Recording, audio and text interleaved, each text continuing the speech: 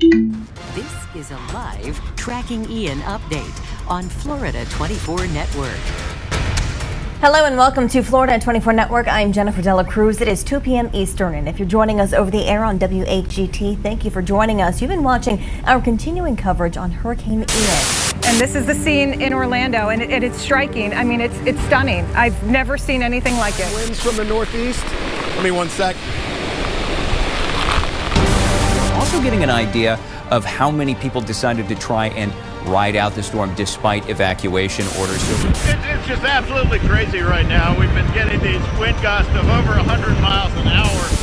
That is how quickly these winds go from what was maybe 70 miles an hour to easily could be 100 to 110. Right now on Florida 24 Network, Hurricane Ian, a historic storm, forever changing our state. Lives lost, homes destroyed, shorelines left in ruin, families still feeling Ian's impact. Whole childhood, neighborhood is gone. Now a rare look behind the lens. See how our network of journalists prepare, execute, and deliver life-saving information to you.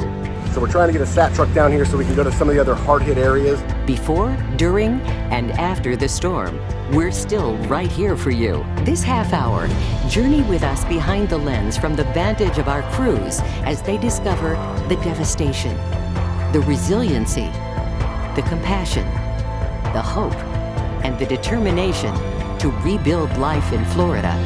Hurricane Ian, Behind the Lens, starts right now.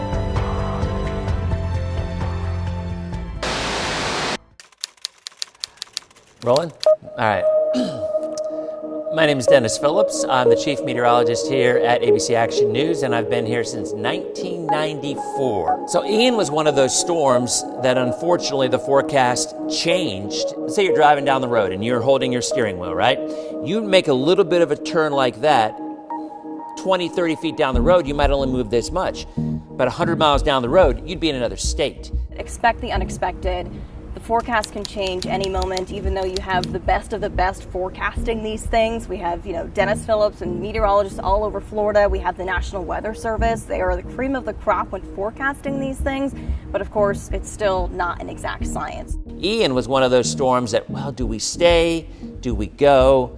We start with looking at where we think the storm is headed and preparing to make sure we have crews in the places that the storm is headed and along the path of impact. So we started in Tarpon Springs, and then we just tracked the storm all the way south, and we finally ended up in Venice. Yeah, and then even Fort Myers after that. Yeah. So Fort Myers.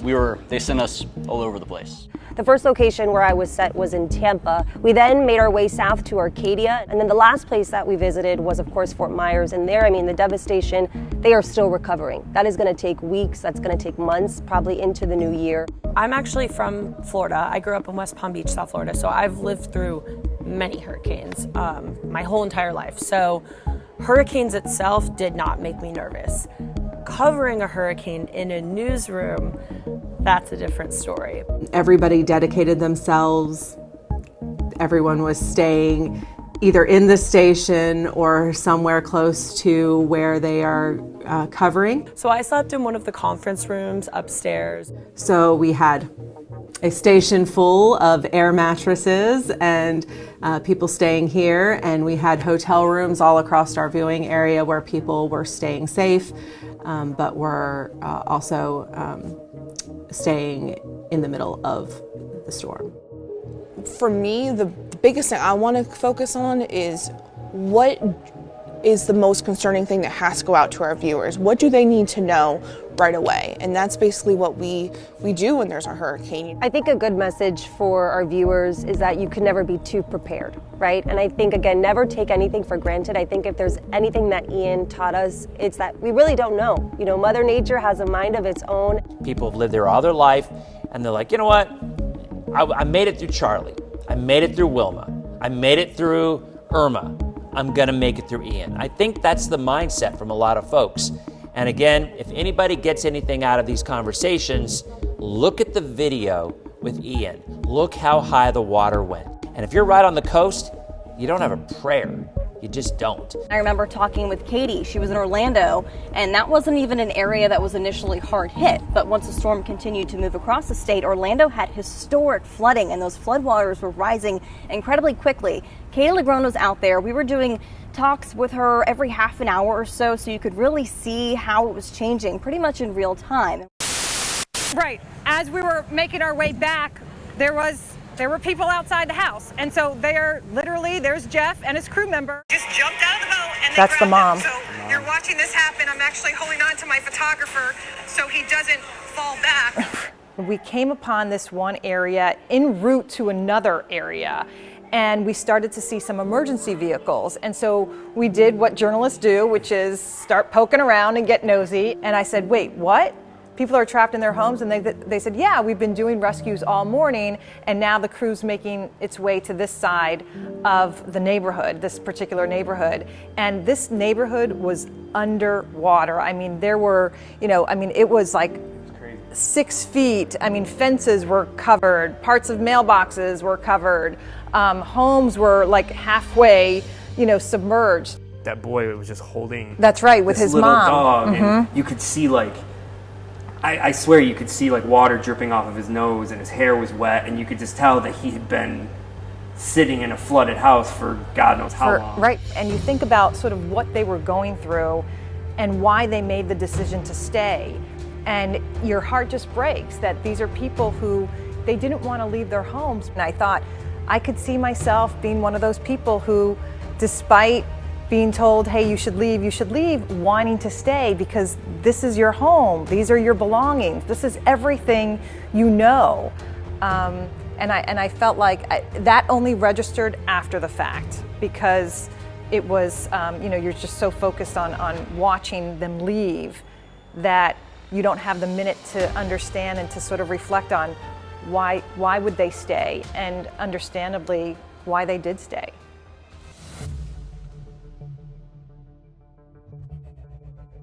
That's the first thing I hear from everybody.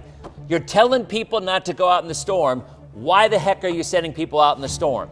And our response is, well, we're trying to show you what's going on out there and present what's happening, but doing so in a safe fashion. So obviously, yeah, we take risks, but that's our job to take risks as journalists. As Dennis was talking about, when the eye wall comes ashore, it turns on like a switch.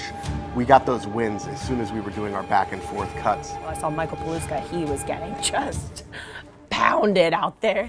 And my chief photographer, Eric Moore, he had been off to the side looking at all the trees around, seeing where the debris was going, making sure I didn't get hit. We're literally interviewing Mike on air, and Eric finally just walks into the shot. No, man, we're done. Yeah, they gotta go. Yeah, you guys gotta go.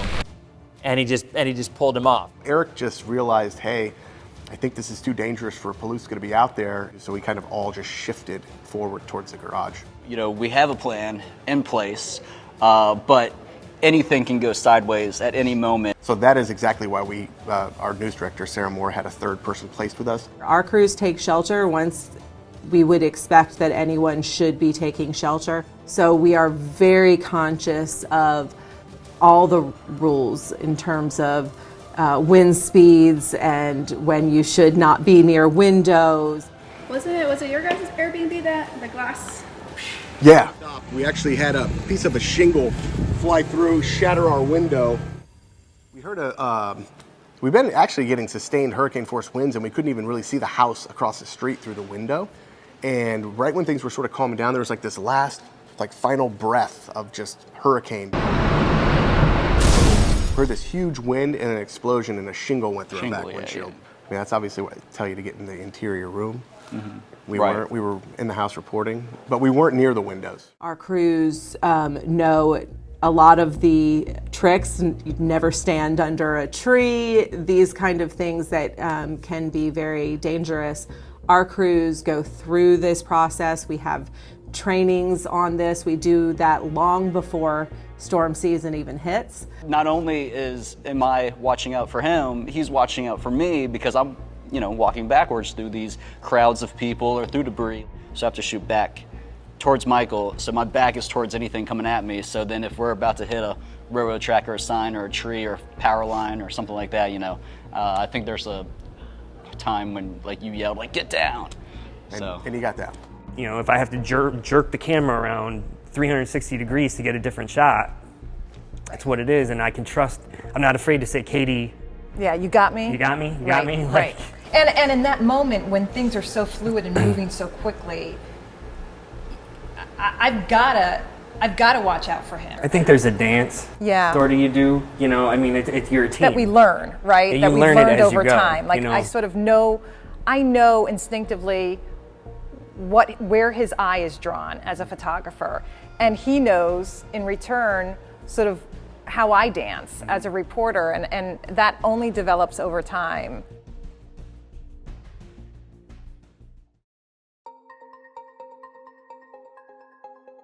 You and I both from Florida. We had lived through a lot of storms. I was, I think, in a closet 1 year old when Hurricane Andrew came through. So we know Florida storms, and to now be back here as journalists covering it through a different lens, for me, one thing that stands out is social media. We didn't have that growing up in the 90s, and you now have to battle misinformation. There's so much information out there that it makes it really tough, I think, for people to know exactly what to do. At a click of a button, you were able to get that information. All of the mess that people put on social media, and you want to make sure people are getting the most accurate information as soon as possible. Because there's so many experts on the internet right now that they come out there and, oh, you know, it's going to go this way, when they don't have a clue. On social media, you almost always see people posting the worst case scenario model runs because it's sexier, because it gets more clicks, because it's more interesting. But the worst case scenario rarely happens to any given spot. There are pros and cons, but social media can be a really great way to spread information, correct information quickly. We depended a lot on social media, especially when it came to like reaching out to those small communities that we couldn't get to in time. A lot of times we're checking that social stuff. We're checking Twitter, we're checking Facebook. And it has been such a tool, such an asset, especially during Hurricane Ian, to be able to utilize and to just see what's out there, because again, we can only do so much. You, the viewer, you're the ones being the real photogs here. You're capturing those raw images that we can't get to in time. Social media will help people prepare more in the future because there's so much more media out there. We have so much more proof of how strong these storms are. It's been a game changer, especially during hurricanes. It has revolutionized the way that I get information out there. But when I've got 500,000 people on a live stream and they all want to have an answer as to where's the storm's going to go, and they want to know in their house, I can only look at so many questions at one time. But on any given day, when I have my web show, I might have 2,000 or 3,000 people. When the storms were around, we had 5.2 million views. Hour by hour, things are changing, and the challenge that we have here on Florida 24 Network is we cover the entire state, so it's not just one local news market. We have people that we have to serve and inform in every single corner of the state. So there is a challenge there with making sure you're getting all of the information from the right authority figure out at the right amount of time. Look, if you want to make a decision for your family, if you want to make those decisions that are going to keep your family safe, you certainly cannot make those decisions if you're freaking out and your head isn't screwed on straight. So you're right, it is a lot of pressure when people are looking to you to determine whether their family is going to be safe. There is a lot of pressure. I'm not gonna lie, that morning, well, those like 2 mornings that we were really covering Hurricane Ian, before walking into what we call like the producer booth, I was scared. You just have to be ready. And you can't focus too much on like if one small thing goes wrong, because if you harp on that, then that's gonna send you into just a downward spiral of, oh my God, well, I can't believe we lost that one live shot. It's like, okay, well, you gotta have to just keep going. There's no sleep during it, because even if I would lay down, my mind would be racing. You know, I gotta answer questions, or I gotta do this. I really believe this. I feel it's my job to get people through a storm. My job is no longer just getting the weather right. My job is holding someone by their hand and easing their stress level, because the stress level is off the charts, you know it is. So I just don't feel right sleeping when I could be answering questions for people who need some help.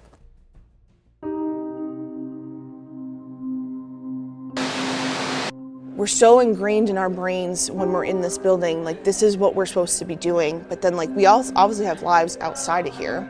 That is a very tough part, I think, for all of us in the news industry. We have to go in at a time where we also have our families in the line of a storm as well, and that is something that every single one of us deals with. If you're doing your job and the whole time you're worried about where your family's gonna be or if they're safe, you're just not gonna be doing the kind of job that you could. Well, for me, it was super stressful because I have a newborn at home and then a 2-year-old and my wife. I basically forced my family to evacuate for this, kind of not knowing where this hurricane was gonna go, because I know I couldn't focus on my job and helping the community if I needed to know they were safe. That was really stressful, so I just had to, when I was on live TV, I had to do my job there. I had to put that mom hat aside and put that producer hat on. So you just have to juggle it, but knowing that they were safe in Orlando, I was able to do whatever I needed to do for my job. I think that you don't get into this business if you're not willing to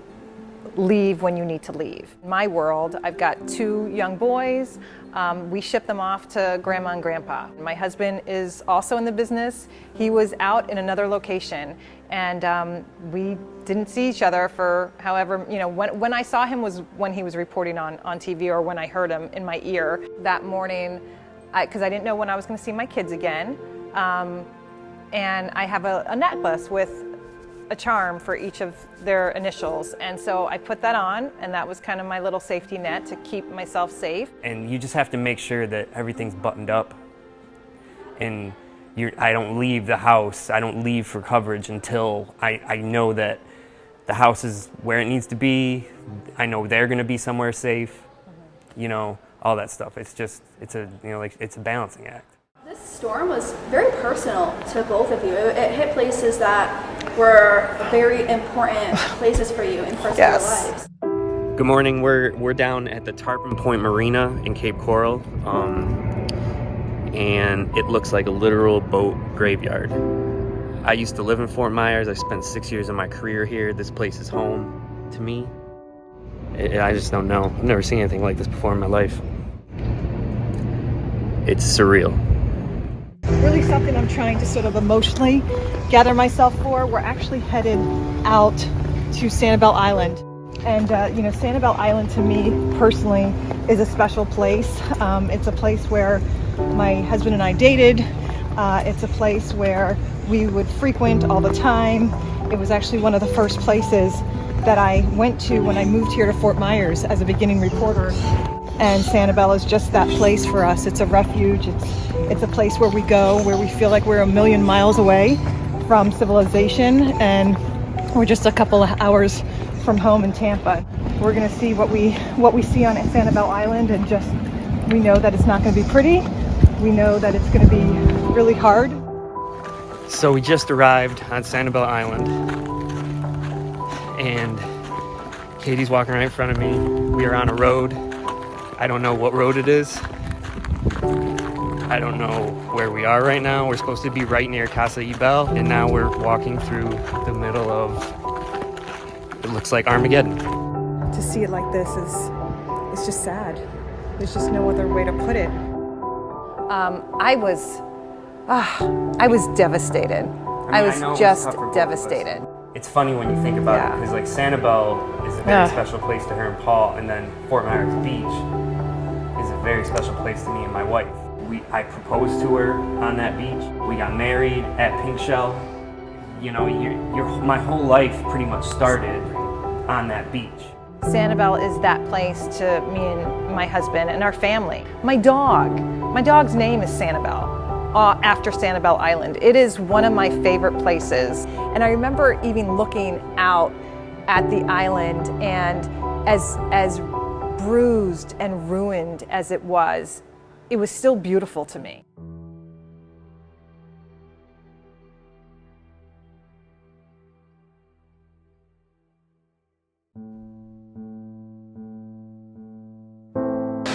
Things that I noticed in our reporting, all of our crews throughout the state, was the amount of people who wanted to speak to our reporters in the field. A lot of times working in the media, some people are more private, understandably, but it seemed like there were so many people who wanted to share their stories that it was in some way therapeutic for them to speak with someone who kind of understood what they're going through. They're opening their homes to us. They are being willing to have conversations with us, to show us and walk us through what they experience. It takes a lot for an individual to do that, and I think that that's a responsibility that I don't take lightly, that you don't take lightly, that people trust us enough. You just don't realize the destruction that happened if we're not there to show it.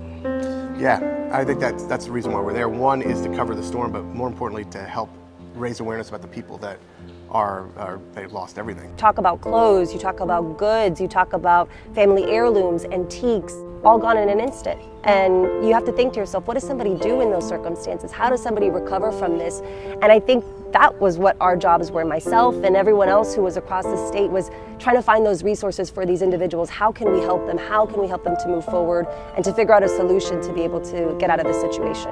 I was able to connect with a group of FGCU students. We are out here in Naples, and you can kind of see a little bit behind me this group of volunteers that are from the area, from out of town, who have just come to help those who live here who have been hardest hit by Hurricane Ian. And it's really just something to see all the community members kind of come together just to help one another out, whether they have experienced this devastation themselves or just have free time on their hands and figured they'd put it to good use. So pretty impressive. Out of the goodness of their own hearts, spent every single day after the storm banding a group of individuals together to go to different communities throughout the area to pick up debris, to pick up any damage left to homes, to help in whatever way that they can. People who are setting up just in their backyard, places where people could come and get water, get ice, get food. And that couple he mentioned, their house got destroyed. Oh yeah. And they were still doing stuff for the community. What do you think you've learned from our local communities after the storm? Well, I think what I've learned from our local communities is people want to help. You might completely disagree with someone, whether it's their politics or how they live their life or whatever, but the minute something happens that's either a natural disaster of any sort, you see people coming together. And to me, that gives me hope for everything. We're all a community, and that was like the one moment recently where Floridians were like, we stand united. The generosity of time and resources that I saw from the community after Ian was really heartwarming. And to witness it, that never gets old. I mean, that's, I think, a narrative that brings you back to believing that humans are good, right? And that we're all sort of in it to be there for each other. I think when you're left with nothing and when a hurricane really takes away all that you own and all that you think is important to you, I think in those situations, community is number one. It was those moments where you felt like, I'm not just here to cover this. They need your help, and you're available to help, and you put the camera down and you put the mic down and you go to help.